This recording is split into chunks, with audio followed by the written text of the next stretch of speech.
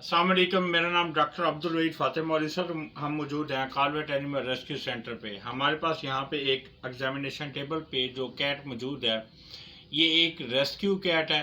और rescue cat normally बहुत ज़्यादा अग्रेसिव होती हैं। किसी भी अग्रेसिव कैट को फीडिंग करवाना, उसकी मेडिकेशन करना, उसको रिस्ट्रेन करना, उसको ब्रेनुला लगाना, उसके एग्जामिनेशन करना, डायग्नोसिस करना, ट्रीटमेंट करना, ये सारे स्टेप इंतहाई मुश्किल काम होता है। जैसा कि आपको वीडियो में इसके बिहेवियर से लग रहा है कि ये बहुत ज़्यादा अग्रेसिव है और इस वक्त तक ये 2 वेटरनेरियन को बाइट कर चुकी है।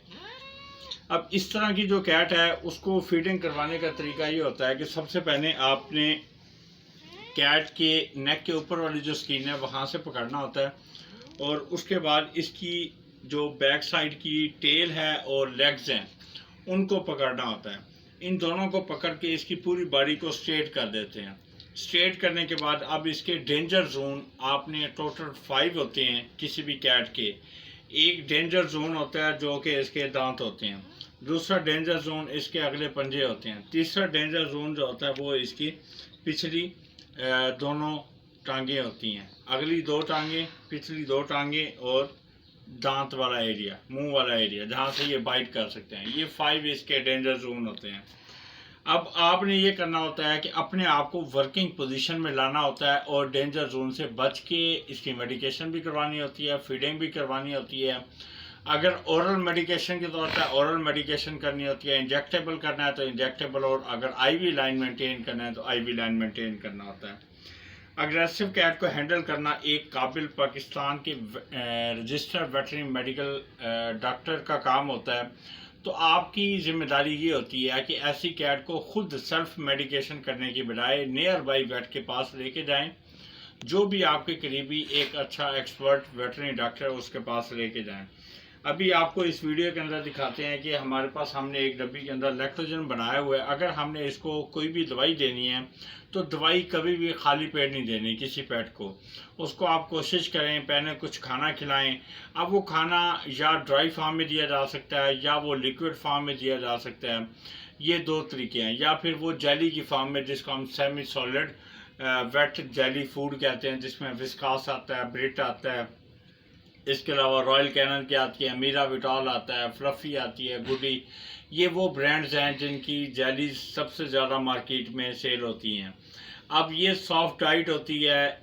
इस तरह की जो डाइट है वो किसी भी अग्रेसिव कैट को मतलब एनर्जी देने में और इसके अलावा उसकी मेडिकेशन में और मेडिकेशन से पहले एक एनर्जी के सोर्स के तौर पे काम करती है। अब हमारे पास जो है ये मेरे पास एक 1 ml की सिरिंज है।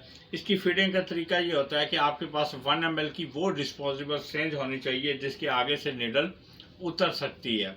अब ये वो डिस्पोजेबल सिरिंज है जिसके आगे से निडल उतर सकती है। और इसको रिस्ट्रेन करने का जो तरीका है वो आपको जैसे पहले बताया है कि आपने नेक के ऊपर वाली जो स्किन है वहाँ से पकड़ना होता है और उसके बाद जो पूरी बॉडी को स्ट्रेट करना होता है। स्ट्रेट करने के बाद, और ये काम एक टेबल पे पॉसिबल है, और उसके बाद जो पिछली दोनों लेग्स हैं और टेल है उसको आपने पकड़ के पूरी बॉडी को स्ट्रेट कर देना है। स्ट्रेट करने से आपके जो हैं टोटल 3 डेंजर जोन वो कंट्रोल में आ जाते हैं। पीछे बच जाते हैं 2 डेंजर जोन, वो होते हैं कि राइट 4 लेग और लेफ्ट 4 लेग। उनसे बच के आपने इसको इस पोजीशन में रखना होता है कि ये सिटिंग पोस्चर में आ जाए। अब सिटिंग पोस्चर बनाने का तरीका जो होता है वो ये है कि इस तरीके से आपने कैट को पकड़ा हुआ है और इसके दौरान ये किसी भी वक्त आपको बाइट कर सकती है या आपके साथ जो अटेंडेंट है उसको बाइट कर सकती है। तो आपकी कोशिश ये होनी चाहिए कि अपने आप को सेफ जोन में रखते हुए इसको आपने फीडिंग भी करवानी है और मेडिकेशन भी करनी है। अब फीडिंग अगर आप करवा रहे हैं तो ये इस तरीके से आपने डिस्पोजेबल सिरिंज 1 ml वाली, उसमें आपने लैक्टोजन या इसका फीडिंग मटेरियल या पानी या उसमें ग्लूकोज और पानी का जो मिक्सचर होता है वो as energy source. Disposable syringe इसको फीडिंग करवाने के लिए मेरे एक हाथ में लेफ़्ट साइड पे डिस्पोजेबल सिरिंज है जिसके अंदर लैक्टोजन बना के डाला हुआ है। उसके बाद इसके अगर आप माउथ को देखते हैं गौर से तो इसके एक सामने वाले दांत हैं, एक यहाँ पे हैं दांत, और उसके बाद यहाँ पे पीछे जा वाले हैं। उसके दरमियान में यहाँ पे एक खला होता है।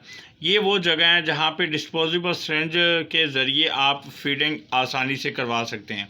अब ये बिल्कुल इसकी पोजीशन है। अब आपने इसके माउथ को इस पोजीशन में लेके आना है जैसे बैठने वाली पोजीशन होती है। उसके बाद आपने हल्का हल्का इसको करना है। अब क्योंकि ये अग्रेसिव कैट है इसलिए हमारे साथ कोऑर्डिनेट नहीं कर रही, लेकिन फिर भी इसको फीडिंग करवा के फिर मेडिकेशन करनी है।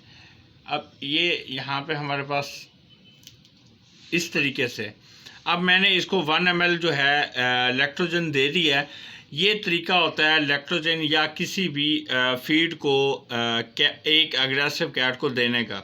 जब ये हम दे चुके हैं उसके बाद हमारे पास इस डिस्पोजेबल सिरिंज के अंदर मौजूद है इसका जो सिरप है जो ओरल मेडिकेशन के लिए यूज़ होता है।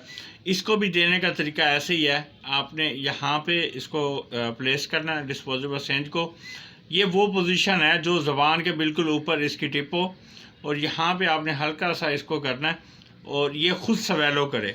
अगर कैट खुद स्वेलो नहीं करी तो उसका तरीका ये होता है कि आपने नीचे से उंगली से इसको स्वेलिंग रिफ्लेक्स पैदा करना है, यानी कि निगलने का जो मरहला है अगर ये खुद ना करे तो सेकंड ऑप्शन आपके पास ये होता है कि आप मेडिसिन को ज़ुबान के ऊपर रखते हैं और उसके बाद उंगली से हल्का हल्का स्वेलो करवाते हैं।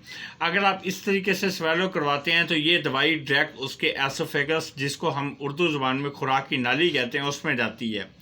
और अगर हम इसमें जल्दी करते हैं तो उसका नुकसान ये होता है कि ये दवाई बजाय खुराक की नाली में जाने के ये दवाई चली जाती है ट्रैकिया में, जो कि ड्रेंचिंग निमोनिया का बायस बनती है। अब और कभी भी फीडिंग करवाते हुए या मेडिकेशन करवाते हुए जल्दी नहीं करते और इसकी कैट की पोजीशन को ख़राब नहीं करते। अगर पोजीशन इसकी सीटिंग पोस्चर होगा तो तब इसको दवाई पिलाना बहुत आसान होगा। अब ये इस पोजीशन में है, बिल्कुल कंफर्टेबल जोन में है। अब इस कंडीशन में जब मैंने इसको थोड़ा सा मेडिसिन अंदर की तो इसने खुद उसको स्वेलो करना शुरू किया। जब कैट खुद दवाई को स्वेलो करे ये इसके लिए पॉजिटिव इंडिकेशन होता है। उम्मीद है आपके लिए ये वीडियो बड़ी फ़ायदेमंद है और इस तरीके से आपने किसी भी अग्रेसिव कैट को फीडिंग करवानी और उसकी मेडिकेशन ओरल करनी है। शुक्रिया।